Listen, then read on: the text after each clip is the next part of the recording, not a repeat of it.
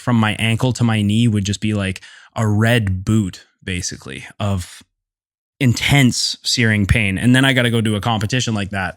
And I'm not going to back out of a competition just because there's a flare up. I would just take a ton of Advil and I would go out there, right? What's the most efficient path to victory against this particular opponent? He's dropping off for the choke here. We could see the finish. It's looking tight. Tight at Alpra. Hello, welcome to the Essential Jiu Jitsu Podcast. I'm your host, Matt Kwan. The Essential Jiu Jitsu Podcast is everything you need to know about Jiu Jitsu. Welcome back. I hope everyone's doing well. Hope you enjoyed the episode we did last week. This episode is going to be very close to my heart. This is my battle with autoimmune issues. I've made mention of this issue multiple times in the past, and I said I would do an episode on it, and likely I will do a series on this in the future. But it's been such a big turning point in my life, kind of a milestone that I think it would be a disservice to you guys, the listeners, if I didn't talk about it, okay? Just as a disclaimer, I am not a medical professional at all. Take my advice with a grain of salt. It may not be for everyone, and everyone has different interpretations as to how to approach autoimmune issues, but I would like to share my experience and my story because it was certainly life-changing, and it's really affected my life, and luckily it has a happy ending, which we'll get to, okay? So that's my disclaimer. Also, there has been some issues with the visual part of this podcast. Bear with me. I'm kind of building this plane mid-flight, working with a new camera and trying to figure out how to make all of this work. But hopefully if the content's good, you guys won't mind too much. So I appreciate your understanding and your patience with the video quality. Okay, so where do I start, right? I was unofficially diagnosed with an autoimmune issue called rheumatoid arthritis. What is rheumatoid arthritis? Basically, it's where your joints start really getting inflamed, and an autoimmune issue is a systemic issue where your body essentially starts attacking itself. It starts attacking healthy cells, and autoimmune issues happen in a variety of different ways. In this case, my symptoms were in my knees, my shins, my ankles, basically anywhere from the knees down. I would get these intense flare-ups, I guess you could describe them. I've never had gout before, but I assume this is sort of what gout would feel like, okay? Of course, if you look at my fingers, for those who are watching at home, you can see how damaged all of my fingers are. Some of them bend backwards, and I currently have multiple broken fingers and toes. That's usually from traumatic injury of jiu-jitsu. But rheumatoid arthritis, they're kind of flare-ups that come and go, and seemingly come and go randomly.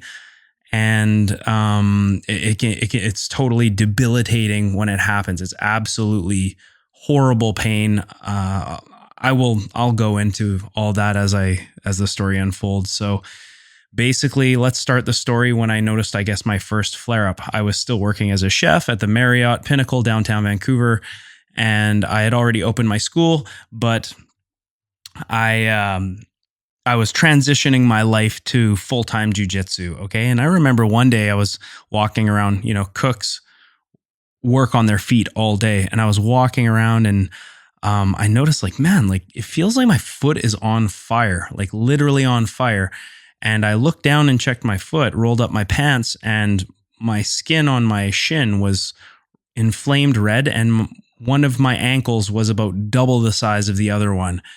And it was a scary feeling. And I was like, what the hell is this? I had never had a staph infection in my life. And I know that grapplers commonly will get staph infections, okay? Which is weird because I was very hygienic. I always cleaned the mats. I always showered directly after practice. So I thought, okay, well, that's weird. As I kept working, I realized, man, I can't really stand anymore. Like, this is incredible pain. I talked to my chef. I said, hey, I think I gotta go to the hospital. He's like, what do you mean? And I rolled up my leg. He's like, holy shit, you better get to the hospital. So I went there, And, doctor checked me out and they said, okay, it appears to be a staph infection, very common for grapplers, as I discussed, and here's some antibiotics. I said, okay, I took the antibiotics. The flare-up went down, or what I thought was staph. It went down, and that was that. And then maybe a month or two later, same thing happened. I was thinking, okay, this is weird. Like, I just got over this. I'd heard about people who had struggled with staph infections going through multiple bouts of antibiotics and how it can affect their bodies and weaken their bodies. I was, at this point starting to get a little bit concerned. Like, this seems a little bit strange that I'd be getting these infections. And went back to the hospital, saw a different doctor. They gave me antibiotics again. And this would be a cycle that would continue for at least a good year, I would say. I probably went on antibiotics at least a dozen times. And every time the antibiotics would make the flare-up go away, but it would come back. And I remember seeing my doctor at the time. I don't see this guy anymore. He's a little bit of a prick, to be totally honest. I stopped seeing him. But I remember going in and him saying, oh, it's nothing, don't worry about it or whatever. And then by like the 6th or 7th time, he was like, oh, okay, something's going on here. I'm like, thanks, asshole. I fucking told you. As you can tell, I'm not very hot on this guy. That's why I don't see him anymore. And anyways, he said, okay, let's get you to see a rheumatologist. And I said, okay, what's a rheumatologist? That is someone who specializes in immune issues, people who have issues with their immune systems, right? And so I go see this guy, and he's supposedly one of the better rheumatologists in the city in Vancouver. I see him. He gives me a prescription for hydroxychloroquine. And hydroxychloroquine is, I guess it's like an immunosuppressant. It's what Trump was talking about with COVID. He was talking about how hydroxychloroquine can lessen COVID symptoms. And I went on the hydroxychloroquine. And it worked. It totally killed my symptoms for a couple of years there, I would say. And, after I was taking these meds, I could show you, I have all my medication here. I'm going to show you eventually what I took. I noticed this is working. That's good. And I remember hearing at this time, Jordan Peterson and his daughter, I think her name's Michaela Peterson, talking about how they beat rheumatoid arthritis and autoimmune issues with a carnivore diet. And I remember asking my rheumatologist, hey, what about this carnivore diet? Like, what about switching my diet? Will that make a difference at all? And he said, no, diet's not going to change anything. Just try these. We don't know what causes these autoimmune issues. Do you have autoimmune issues in your family? I said, my dad has psoriasis. My aunt has there are a couple things. My cousin has psoriasis. He says, okay, there might be a genetic predisposition here that is possibly hereditary, and we don't know what causes it. We don't know how to cure it. We can only manage the symptoms. So right away, I'm thinking like, man, I'm hitting my prime in jiu-jitsu right now. I want to compete. I have aspirations to compete. And you're telling me this is something I got to just manage now. Like, it was not a good time for me mentally. And, for those of you who can't comprehend what someone with RA goes through, basically, how can I describe it? We've all had stiff joints, and if you train, you know what it feels like to have sore joints, aching fingers, sore knees, all that stuff. This is a whole different level of pain. To describe what I would feel like, it would be to the point where just standing would hurt, because the flare-ups always took place from my knee down. It would also always affect not just the joints, but the surrounding tissues. So a lot of the time it was my skin. My skin would be red hot. I wouldn't be able to wear pants. I couldn't have socks on because if something was touching my skin, it just felt like my skin was on fire. It's been a long time since I've had a flare-up, thank God, but it basically felt like someone was cutting the skin off of my body while I was still alive, or like someone just lit my leg on fire. The only time that I would get relief is if I was lying down with my foot elevated.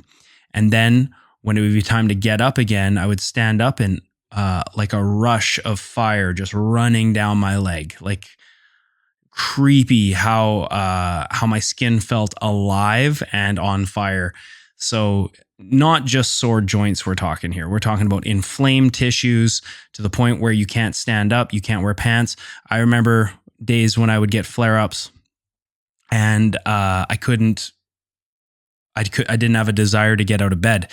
I would just want to stay in bed and kind of just lie there, because at least if I lied down, there wouldn't be a lot of pain. And I'm not a guy who likes to take Advil or medication or anything like that. And I try to avoid it at all costs. And there were times when I just couldn't even stand without being on some kind of Advil. Just incredible, throbbing, red hot, searing pain, like nothing I've ever had before, right? There's a couple times I would have to compete on these flare-ups. I'd have to go into a competition. I can remember a couple occasions specifically where literally the night before I would get a flare-up and I'd wake up and my ankle would be swollen, and I'd just be like, well, fuck, I'm just going to send it. And luckily when you fight, you know, the adrenaline's going, and a lot of the time you don't really notice these things, but the pain was still there. Anytime someone grabbed my leg, it would just be the craziest pain. And also interesting how it would always be from the knees down, because I've talked to other people who've had rheumatoid arthritis and they talk about how it's in their hips or their shoulders or their hands, right? I'm very, very fortunate that my hands never had arthritis to the point where I can't grab or my hands seized up or anything like that. Like, even though my hands are absolutely mangled, I can still grab, I can still train. You know, I feel like my hands are not the strongest hands, but at least they're not like I can't do jujitsu, right? But these flare-ups were different. These were like my knee now grew twice the size. My ankle, and from my ankle to my knee would just be like a red boot, basically, of intense searing pain. And then I got to go do a competition like that. And I'm not going to back out of a competition just because there's a flare-up. I would just take a ton of Advil and I would go out there, right? And kind of is what it is. And so anyways, I started taking this hydroxychloroquine. It was working. I was having success with it, and I just kept eating what I wanted, because I remember, you know, at this time, I'm just like anyone. I'm trusting what my doctor's saying. I'm trusting what the specialist that my doctor sent me to is saying. He's saying it's not going to affect you. If you eat whatever you can eat whatever you want. It's not going to affect you. Just take these drugs, basically. And I'm like, okay. And so I kept eating this standard American diet, you know, breads, grains. I was never really a big drinker, but like, you know, a casual drink, fine. I didn't think of it. I was smoking weed a lot. And I continued working at the kitchen, trying to make jiu-jitsu my full-time gig. And, you know, a couple years went by where I thought I was in the clear. And I was like, you know what, this medication is not too bad. The only side effect of the hydroxychloroquine is it can affect your eyesight. Okay. And I was regularly seeing an eye doctor, and my eyesight's pretty good. You know, it's kind of funny. Everyone in my family has poor eyesight. They wear glasses. I'm like the only one who doesn't wear glasses. And anyways, that wasn't an issue. And I kept seeing the eye doctor and getting cleared and whatnot. And, you know, eventually the flare-ups started coming back. And at this point I was becoming concerned. I had done some research, and the research and my rheumatologist said, you know, if you if you take this medication, sometimes rheumatoid arthritis can progress quickly, and the next step will be to go on stronger medication. And the flare-ups were coming back stronger, really bad flare-ups. This was a really bad time in my life, because if I didn't get antibiotics and deal with the flare-up, then there's a chance that if gone untreated, that there could be irreversible damage to my joints, which really scared me, you know, knee injuries and ankle injuries and whatnot. I was scared that I would have deformed joints and that would cut my jiu-jitsu life short. But if I kept taking antibiotics, I was concerned that that would weaken my immune system further, thus opening me up to further infections. So you could see I was in a spiral, a cycle of antibiotics and flare-ups with no real solution in sight except to take more medication without knowing what the long-term effects of this medication is. Although I know one thing, you're not supposed to have your immune system suppressed. So this medication was concerning to me, right? And these flare-ups just kept coming. Every time I would have to go get antibiotics. And I'm regularly seeing my rheumatologist at this point. I'm getting blood tests done. The blood tests, I tested negative for gout. I actually tested negative for autoimmune issues, but there was 2 levels that my rheumatologist said, okay, you're kind of in range with these 2 levels for rheumatoid arthritis. So I'm not officially diagnosing you with rheumatoid arthritis, but it looks like it could be that, or it could be lupus. For those of you who don't know what lupus is, it's also an autoimmune issue. I have loved ones who have passed away from lupus. It's an autoimmune issue. I believe the nickname of it is the Great Imitator. It's an autoimmune issue that can take on the symptoms of many autoimmune issues. So it could be swollen glands, psoriasis, alopecia, where your hair falls out, rheumatoid arthritis, swollen joints, stomach issues.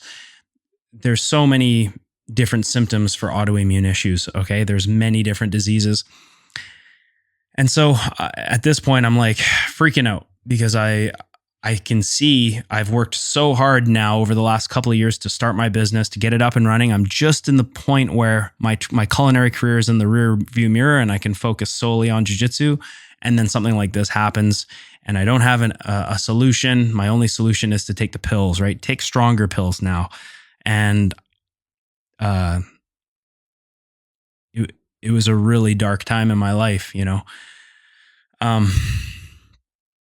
To be honest, rheumatoid arthritis kind of retired me from the culinary arts. That there was a time when I kept getting these flare-ups, and for anyone who's ever worked in a kitchen, if you call off and you call in sick, you're kind of viewed as a pussy. It's kind of not cool to call in the culinary arts industry. You're expected to be there, even if you're sick, you're kind of expected to be there and work your shift, right? And I had to go to my chef and say, hey, chef, I think this is stress related, perhaps. Here's a doctor's note. I need to take a stress leave. I need to take, I think I took like 3 or 4 months off. And luckily I was working for a big hotel chain. So it's not like it was a small restaurant. They just threw me away. They couldn't do that because I was protected by certain rules in place. So they put me on a paid stress leave. And then I came back and, I was like, okay, I'm rested now. I mean, I should be good to go. And then a couple months go by and I kept getting flare-ups. And it's a terrifying feeling going to bed and not knowing if you're going to wake up with a flare-up. Like I can remember times when I would be at home at night and I would just be doing like a little workout, I had knee injuries and I was just doing like a knee workout where I was doing single leg squats. And then all of a sudden I was like, man, my knee is I just felt a sharp pain in my knee. 10 minutes later, full on flare up, just like out of the blue. It was crazy. It's like my joints and the tissues on my legs had an evil spirit, a mind of its own that could just come out of nowhere. So, it's crazy. It's like you got a gun to your head and you never know when that trigger is going to get pulled. And then reliably it gets pulled. That's my cats. So, back to my story, I guess. I remember basically rheumatoid arthritis was the reason why I had to accelerate my exit out of the culinary arts. The truth why I left is because I was actually getting kind of fed up with work and the gym was doing good enough where I could just take that leap and gamble. But the rheumatoid arthritis definitely accelerated that process. So I can remember, I had this really bad flare up in my left knee and it would always change sides. It would be left knee, right knee, left ankle, right knee, left shin, right ankle. Like it's just all over the place. It was my left knee. And I had this case of bursitis that, if you don't know what bursitis is, it's basically where a pocket of fluid gets infected in your knee. And it's just like a sack of liquid. And this was my knee was like the size of a grapefruit, basically. My cats are fucking pissing me off right now. Trying to tell my story over here. anyways, so so my knee would be crazy swollen and jelly to the touch and hot, right? And I remember going into the doctors and they're like, you need to go to the ER right now. I went to the ER. They gave me antibiotics. They put me on IVs. I was at this point, I was very, very conditioned to needles. I was getting IVs regularly, visiting the emergency room with flare-ups. I was getting blood tests all the time. Needles don't bug me at all at this point. And they took a sample of it and they were testing it for a bacterial infection, which there was none. So what they said basically is this appears to be a systemic thing. This is not a bacteria thing, which basically means that I was taking antibiotics for no reason, which is kind of crazy, right? They just give you these pills for no reason, but hey, this was like regular stuff for me, right? And this bursitis kept me off the mats for 2 months. You know, I mean, when I had a flare up, I can't touch anything with my knee. I can't put my knee on a pillow. I can't do a squat. I can't put clothes on. This was like a fully swollen grapefruit. Now I gotta teach classes. I gotta, run lessons with this issue, right?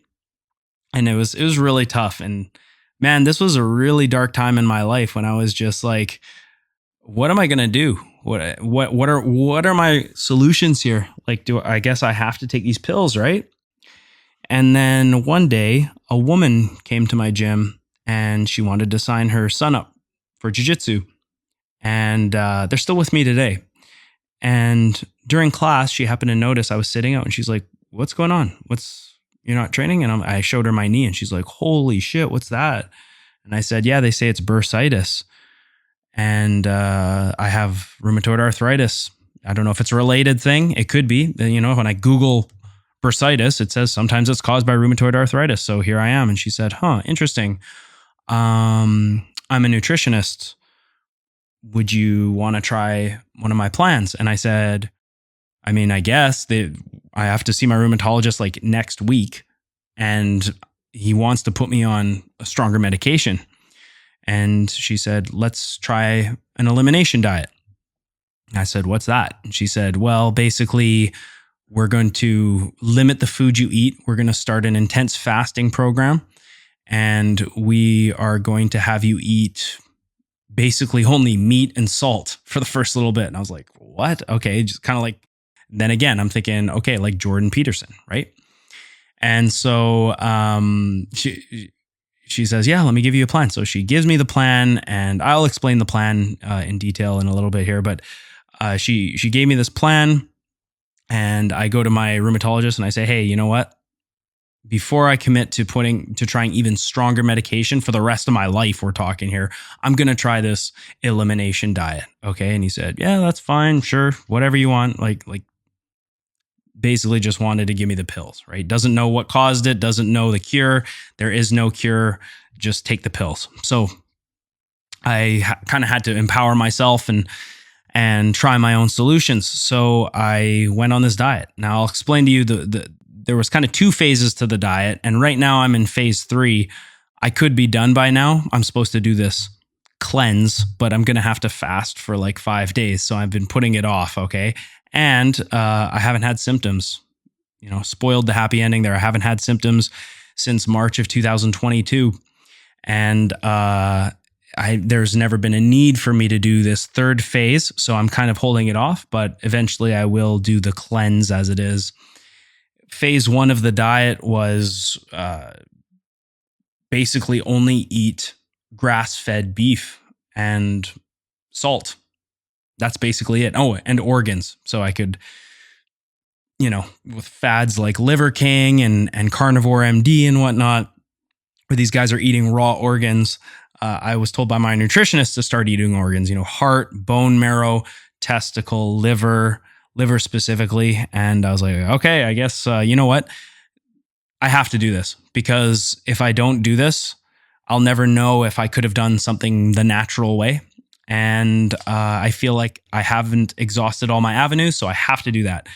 So let's just do that. So I started eating only meat, and I was fasting and eating one meal a day, which is basically what she wanted me to do.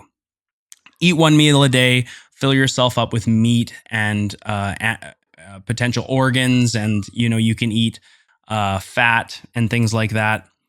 And I actually have this cat is. Hey, can you stop that? Don't worry, just leave that in.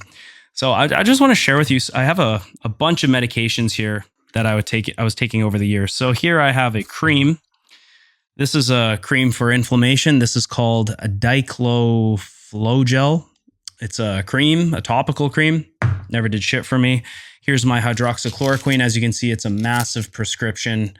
I would take one of these twice a day for many years. Here I have, I'm going to botch the name, celecoxib. Celecoxib. I believe it's another anti-inflammatory. Naproxen, another anti-inflammatory for people with conditions like me. And of course, Advil. These are all medications that my doctor and specialist prescribed, and basically just putting a Band-Aid on the whole situation. Now I'm on this, meat diet, phase 1. No vegetables, no fruits, no seeds, no nuts, no legumes. I was an addict for peanut butter, obsessed with peanut butter. I would eat it by the spoonful. And once I cut out peanut butter, I noticed a huge improvement in my diet. And then if you talk to my nutritionist, if you talk to Paul Saladino, Carnivore MD, talks about how peanuts are one of the worst things you can possibly eat. And it's something that's on literally everyone's shelf in America and Canada, unless you're allergic, right? So cut out all the seed oils, herbs, everything. I was just eating meat for phase 1. And it's so funny how instantly symptoms started to dissipate. Within 3 months, I would say I was 100% symptom-free, and I've been symptom-free ever since March 2022. And when I talked to my rheumatologist about the eating more meat, he said, don't eat red meat. It's inflammatory, right? Which is what we were all taught. You tell any specialist, hey, I'm doing a carnivore diet, they're all going to tell you that's not balanced, which it's not, and that it's not healthy, which, to me, health is determined by how good you feel and what your levels say, right? And I've had my levels checked recently, and my cholesterol's gone up a little bit, but other than that, it's nothing to worry about. It's not anything to be concerned about. And yeah, what I realized is a lot of these doctors don't even really want to know the details when you tell them that you've gone through something like this and you found a solution and you don't need medication. Like my family doctor that I've spoken to, my new one, not the guy that I was talking about recently. I have a new one who's good. And my rheumatologist, I told them, hey, you know what? I've been on this carnivore animal-based, we'll call it. I'll talk to you about phase 2 in a sec. This animal-based diet. And I haven't had any symptoms for a year now. This was a couple months ago. And I said, I did it through, cutting out most vegetables and nuts, seeds, legumes. Once I cut those out, I had, no symptoms. Do you want to know more about this? No, we don't want to know more about it. Like they just don't want to know because a lot of what they're taught has nothing to do with animal-based diets, right? The carnivore diet, that's a fad. That's kind of like the Atkins diet, right? The Atkins diet is something that was very popular like 10 years ago and turns out it's not so healthy, right? High fat, high protein or whatever it was. So this animal-based or this carnivore-based diet, it's got to be a fad. It's going to be going the way of the dodo, just like all these other diet fads. And no, you want to have lots of vegetables on your plate. Like everyone you talk to will tell you that is the epitome of health. Lots of vegetables on your plate, lots of colors, right? I was taught the same thing. But I'm old enough to remember when I was a kid and they were pushing what did they call it? The Canadian health pyramid of food or whatever. And they were telling you to get like 12 servings of bread every day. I can remember this diet and how that's what they were advocating for and how meat was on the bottom, right? And so anyways, I truly believe that food is the cause and the cure to a lot of these health issues that we have, these illnesses. Doesn't matter if it's, you could say something like cancer. I don't know what causes cancer, but autoimmune issues in my case, and who knows what other kind of illnesses there are. Another thing that was part of my plan was eliminating certain products. So, I'm the kind of guy, I'd go to Costco, I would get Head and Shoulders shampoo and Old Spice deodorant and, Colgate Total toothpaste. And those products are heavily toxic. My cat is being so annoying right now. Hold on a sec.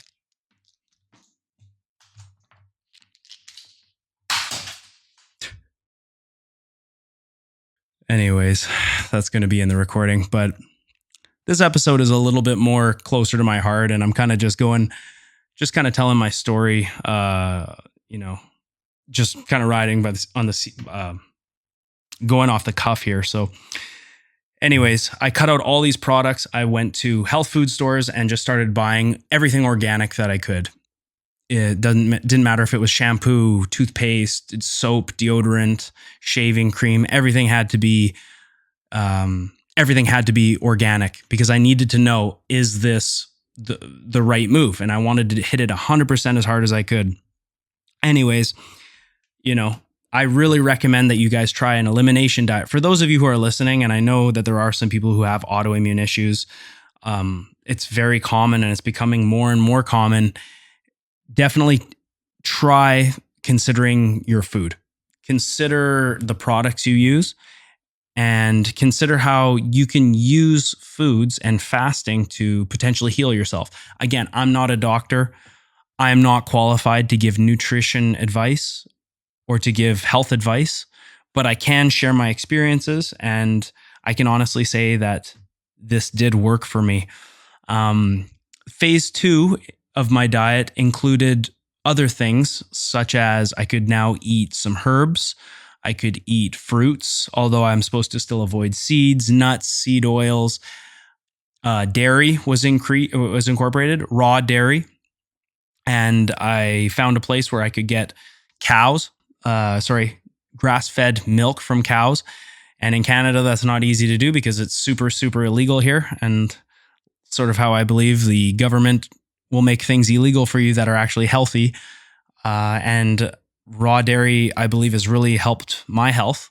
And it's funny that you can't get it anymore because, they're worried that you're gonna die from drinking it when it's actually pretty safe, especially, if you're getting your milk from a trusted source. So nowadays, my diet basically follows closely the lines of Paul Saladino, who is Carnivore MD. He's very gimmicky. He hates vegetables, recommends you don't eat any vegetables. I'm not that kind of guy. Sometimes I eat vegetables. They have to be cooked or fermented though for me to eat them. I don't eat any raw vegetables anymore, but I eat tons of fruits. I eat organs regularly. I eat raw dairy and I eat lots of meat. So I do follow his diet. Another thing I can eat, thank God, is white rice.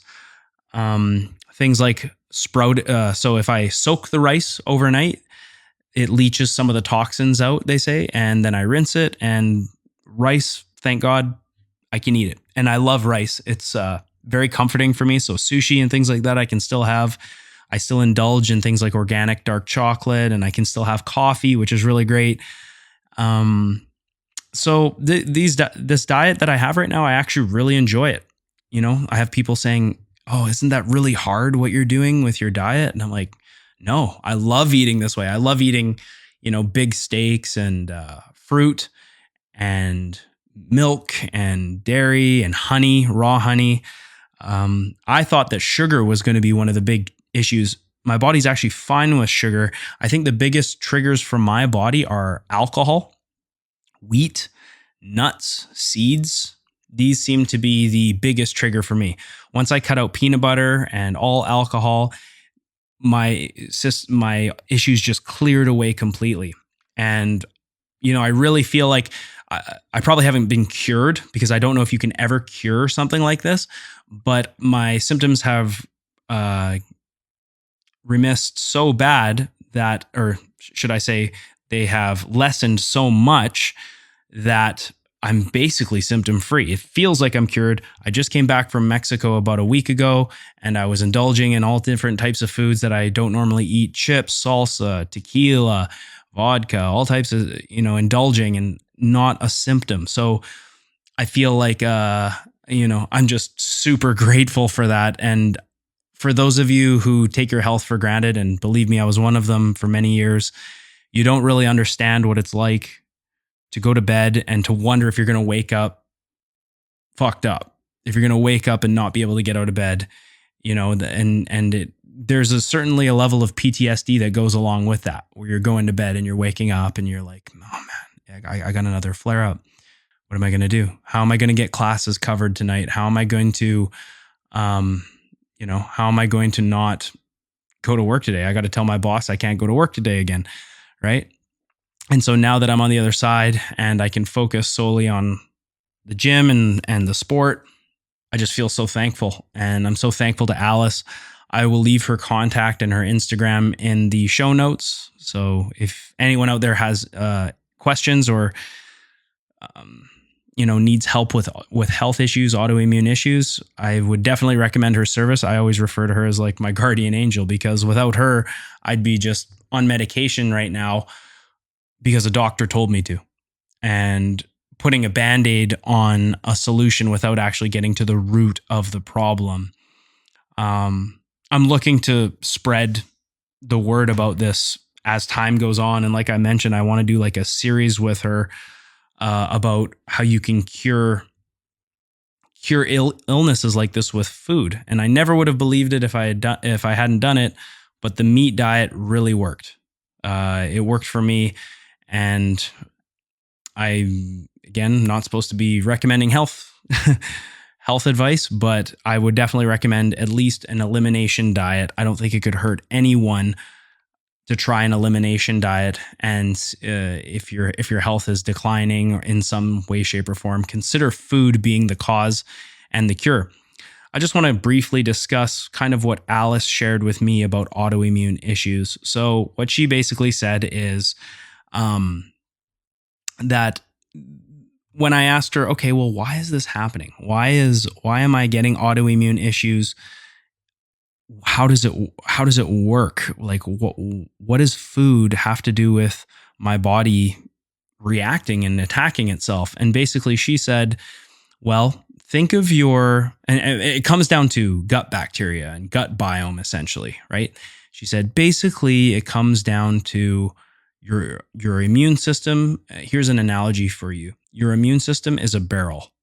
Okay, this is the analogy she uses. Your immune system is a barrel, and for us to cure you or to fix you, to heal you, we need to expand your barrel, because every time you eat something that is a trigger for you, whether it's alcohol, inflammatory foods, grains, sugar, whatever it is, it contributes to your barrel. And when you eat enough of it, it's not just going to be one thing, but it's going to be enough things mixed together. Maybe it's shampoos and things you're using. I created an immune response. Enough of these triggers and your barrel fills over. And once it fills over, you have a flare up. So she says what we need to do is calm down your barrel and expand your barrel and fix your gut biome. Okay. And we did that through fasting, intermittent fasting. She tried to get me to eat once a day. I found that very difficult, especially when I was training, to eat once a day. I still do. So I usually intermittent fast. I don't usually eat until, 11 or 12. And then I eat in the evening as well. So I'm not even super strict with the intermittent fasting, but I was very strict with it as part of my phase 1 protocol. And what intermittent fasting does is it essentially gives your digestive tract time to heal, so that you're not constantly just filling it up with food, going to bed super, super full. Your stomach is absolutely full of food, and you go to bed and you wake up feeling hungover, basically. And this would happen to me all the time. I would do late night snacking. I would get baked, go to bed after eating a ton of munchies and the food just sits in your stomach, and of course, my rheumatologist saying, "Oh, you can eat whatever you want. It's not going to matter." So I'm eating, anything I want, not even considering a thing in the world. And then things like weed, I was saying, could weed really cause an immune response? And she's saying, "Well, do you get mucus in your throat?" And I said, "Yeah, I do sometimes when I smoke." And she says, "Well, that's an immune response. So that contributes to the triggers." So I'm not saying you can never have that piece of bread or you can never have that drink or that smoke. But for now, when we're healing your stomach in phase 1, let's not do that. And then down the future, if we can expand your barrel enough, you can enjoy those things again. And this is what she said is exactly what's happened. We calmed down my barrel. We starved a lot of the bad bacteria in my stomach by staying away from certain foods, and we fed good bacteria into my stomach by eating foods like kombucha and fermented vegetables, kimchi, raw dairy. All these things have helped me, I feel. And yeah, it's interesting. There's a term called leaky gut syndrome. Leaky gut syndrome is, I've spoken to a couple medical professionals and they're like, "Oh, that's sort of pseudoscience, right? That's not a real thing. That's been disproven or whatever." Maybe it has been disproven. I don't know if it's been disproven or not, but it seems to be accurate in my case because for me, food was the issue, right? Leaky gut syndrome is where there's these junctions in your digestive tract. And the theory is, after eating bad foods for a certain amount of time and not giving your digestive tract time to heal, these junctions open up and food particles and toxins and things can leach through these holes and they get absorbed into your bloodstream. And that affects your body. Your body starts to attack itself is the theory, right? Is it true? I don't know. Like I said, I've had people who are medical professionals tell me, that's not actually how it works. And there's no science to back that up. However, in this case, all of her hypotheses came true. We cut out certain foods, we ate within certain hours, and I'm not going to say I'm cured, but I feel confident enough to go on my podcast and talk about how this really changed my life. Sometimes when I talk about this with people, I get kind of emotional because I remind myself of the times when I was in a dark hole and no one really understood what I was going through, and the loved ones around me wanted to help me. They couldn't do anything. I will say this, having a meat diet or being on an elimination diet, it does make certain challenges in life. For example, you're going to have to switch, all your products that you might use. Changing the routine is the hardest part. Different toiletries and things like that, buying new products there, but also not being able to go out for dinner for a while. If you do go out for dinner, you're ordering ridiculous food that everyone's going to look at you and be like, "What the hell?" Like, I'll order like a steak and 2 eggs and a side of butter. You know what I mean? And people are like, "What do you?" Okay, I'll have chicken fingers and fries, right? And it's like, or you go to a friend's get together and you got to bring your own food. I've done that before. Okay, we're going to a dinner party tonight. Okay, I'm just going to bring 2 steaks. And people will look at you and be like, "What? Well, why does this guy get 2 steaks?" You know what I mean? And I think the best way to approach something like this when you're with friends and with family and whatnot is you are going to get, some people will poke fun at you and, criticize you and whatnot. And the best thing you can do for yourself is just be your own advocate and trying to not get angry because they don't understand, right? They've never gone through something like that. I have people ask me, "Was this hard for you to do, to be so disciplined and to only eat these foods and to stay away from these foods?" I said, this is the easiest thing I've ever done because I know what it's like to experience that kind of pain, to know what it's like when your leg feels like it's literally on fire and there's no way to cool it off, right? So it was the easiest thing in the world for me to do a diet like this and to stick to it. It truly was. And because of the results, I see the results. I feel more and more motivated to stick to it and to tell people about it. A story I want to talk about is about 6 months ago, I was talking to one of my students' moms, one of my buddies, and his mom has lupus, and she's had it for years now, like 5 or 6 years. And I said, hey, talk to my nutritionist.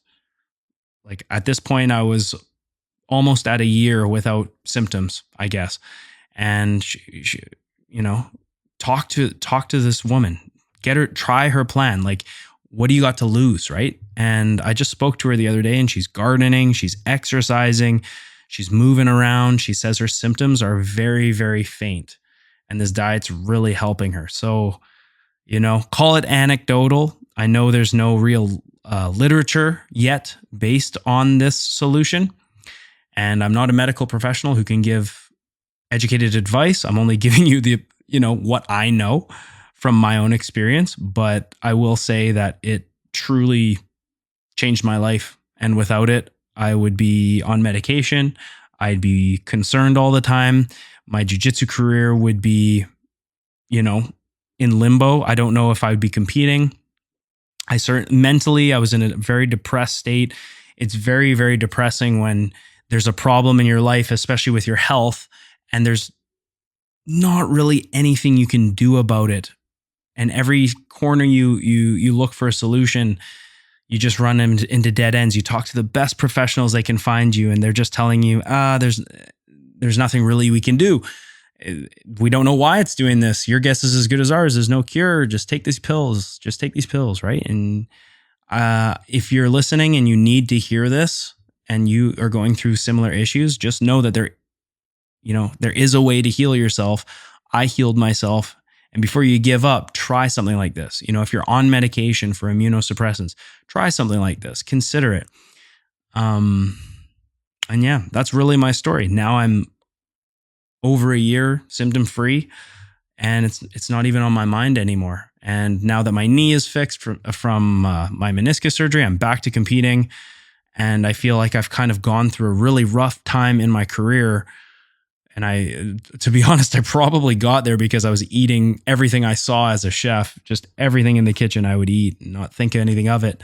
And then when I almost turned 30, that's when I started noticing, hey, like I'm getting these weird symptoms that I never got from food before. I never had stomach issues from food, not lactose intolerant, seemingly not celiac from symptoms. And then all of a sudden, all these things are happening. So I really do believe that food was a big cause of that. Okay. And that's my story. Now, guys, if you're going through the same thing like that and you want someone to talk to, you can message me on Instagram. You can reach me. You can email me at ejjpod@gmail.com. Instagram, the Essential Jiu-Jitsu Podcast. Feel free to drop me a line and share your experience. And I'd be happy to, talk to you about it, because I know what it's like not having a solution. And to be honest, I wake up grateful every day that I'm one of the people who found a solution that worked. I know a lot of people end up going all the way to their grave without ever finding a solution for their autoimmune issue, right? Doesn't matter what it is. They're all horrible. And mine would have seriously affected my career. So every day I wake up, I'm grateful.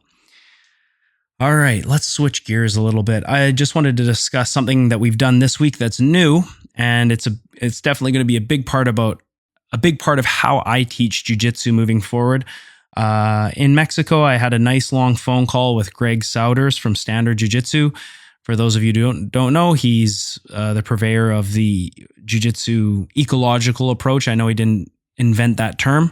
I believe that's a term quoted by Dr. Rob Gray, but it is essentially the way that Greg has taken this approach to teaching sports. He's now modified it to jiu-jitsu, and he's basically teaching jiu-jitsu strictly through a series of mini games as it is, okay? And he doesn't teach techniques. That's his whole gimmick. I don't teach techniques. I just do mini games with my students. And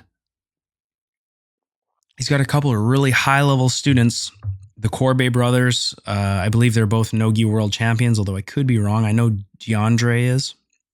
And he's got some other students that are really, really young and never done sports before. But after like 2 years of doing these games, they're starting to really win high-level tournaments.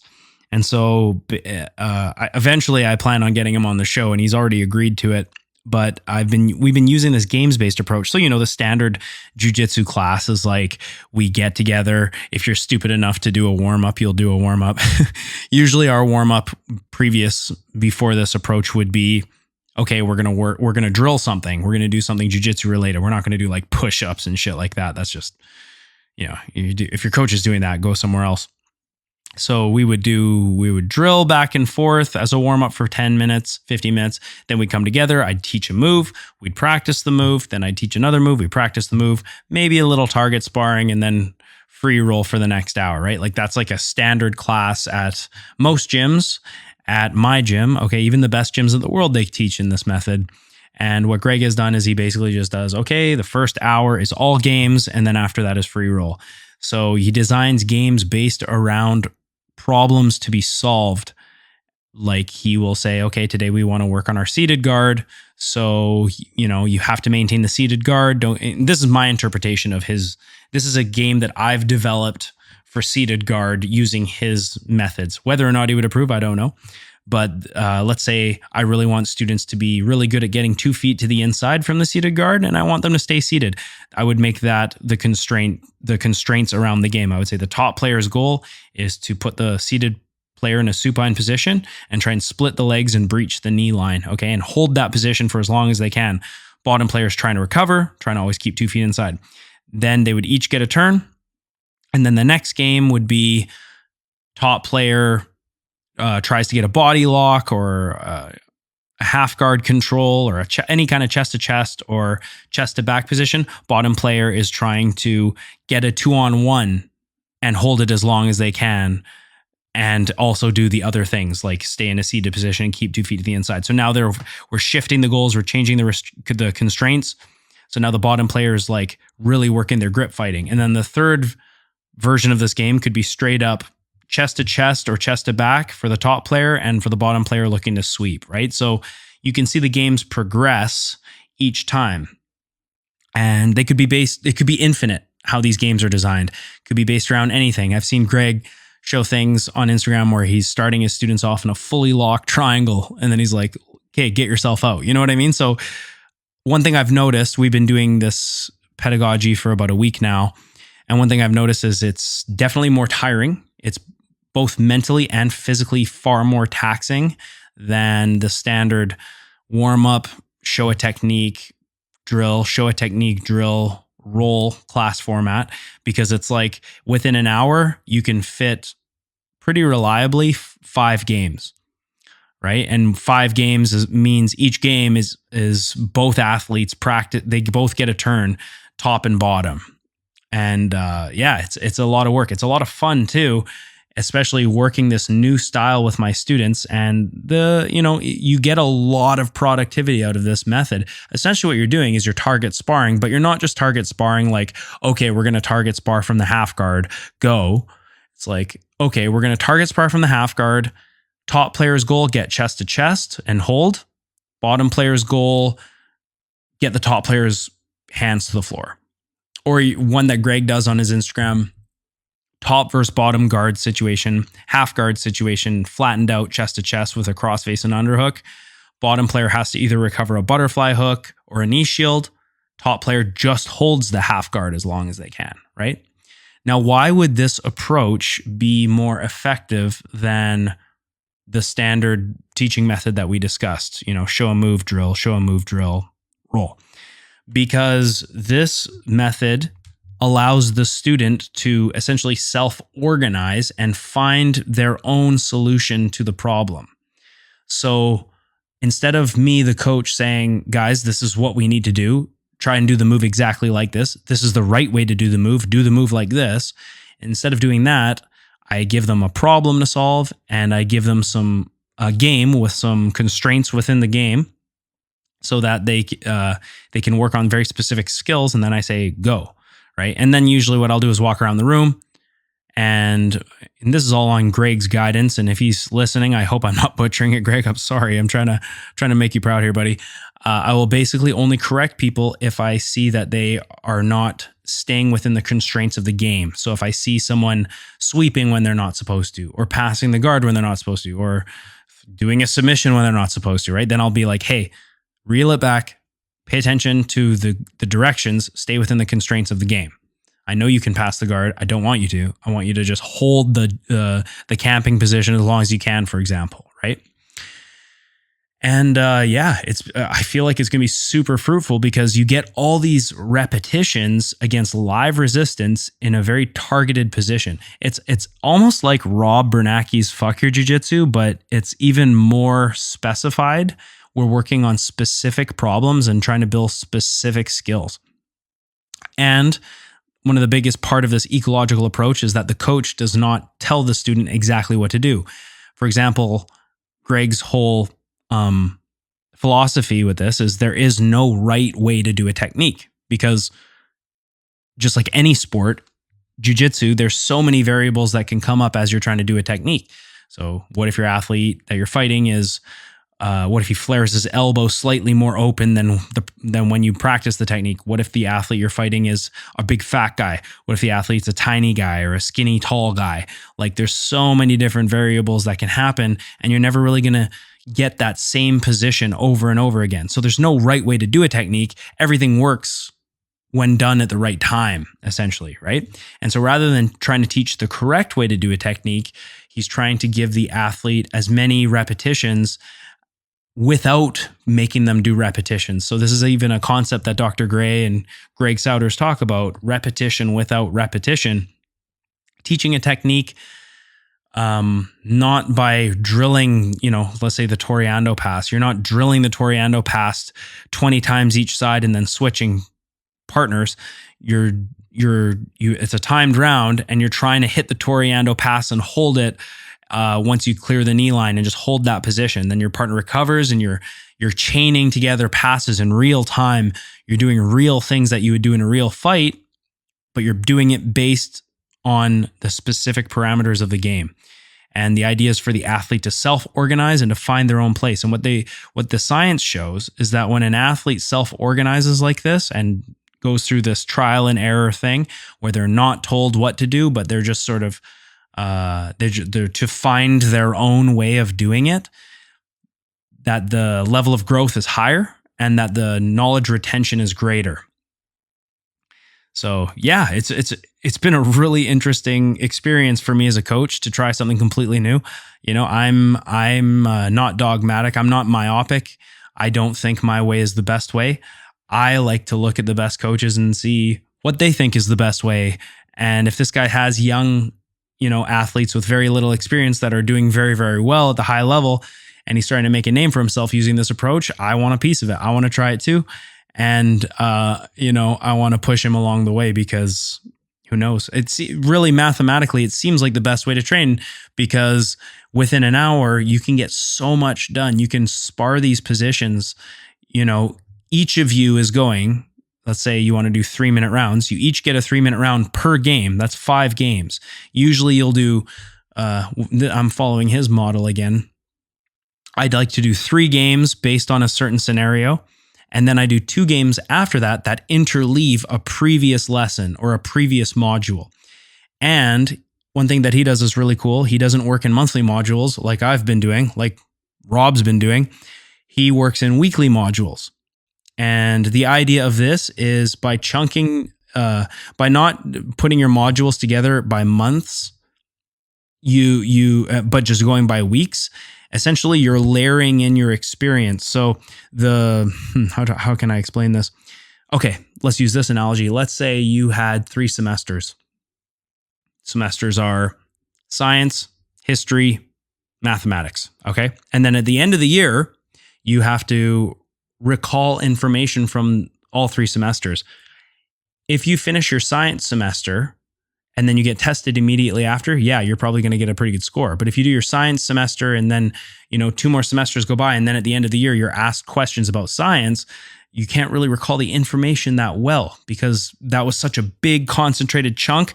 Then you just totally put that away and you're doing something else, right? It's kind of like what we do in my school. Arm bars 1 month, triangles 1 month, takedowns 1 month, right? And so what Greg does is, what this does is it takes, okay, let's say we're going to do top versus bottom guard for the first week. Second week, top versus bottom pins.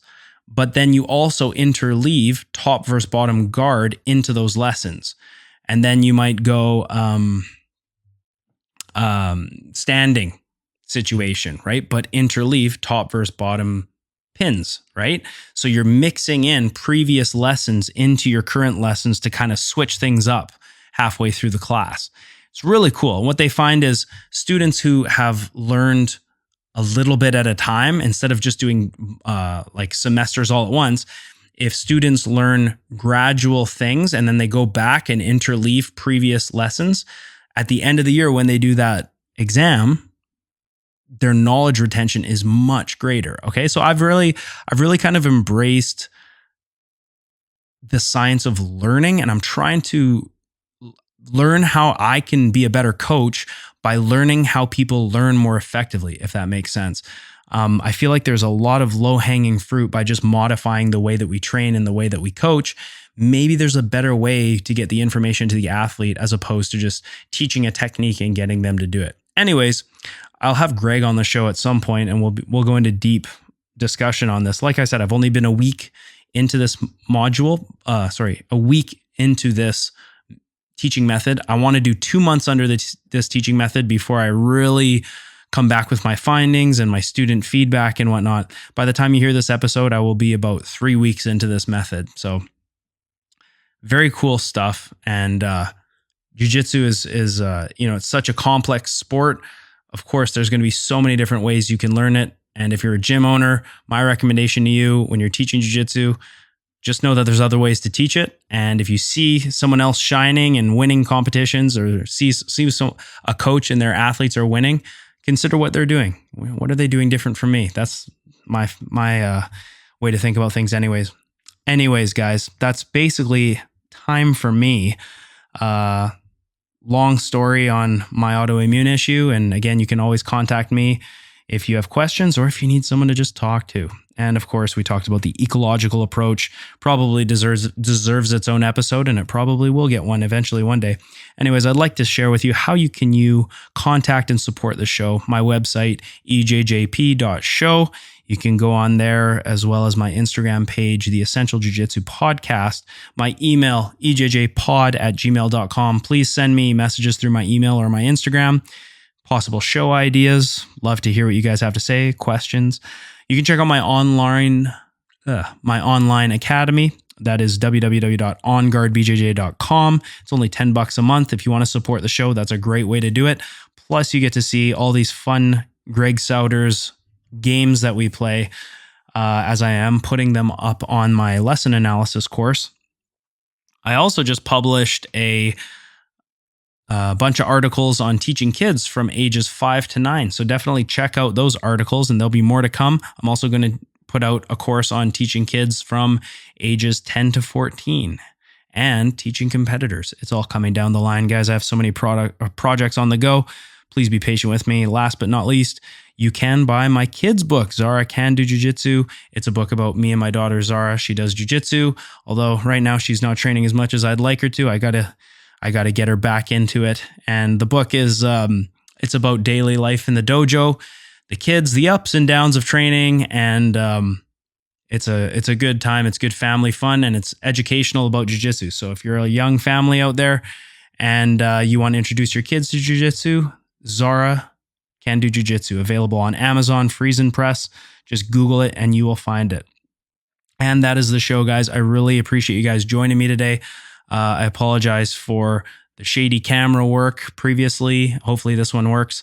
And of course, the cats running around being little assholes. I really appreciate you guys being patient with me, even though this show sometimes isn't as professional as other podcasts, but I hope you found it enjoyable nonetheless. Anyways, guys, it was great to chat with you. Anyways, the Jiu-Jitsu podcast, the Essential Jiu-Jitsu Podcast, is everything you need to know about Jiu-Jitsu.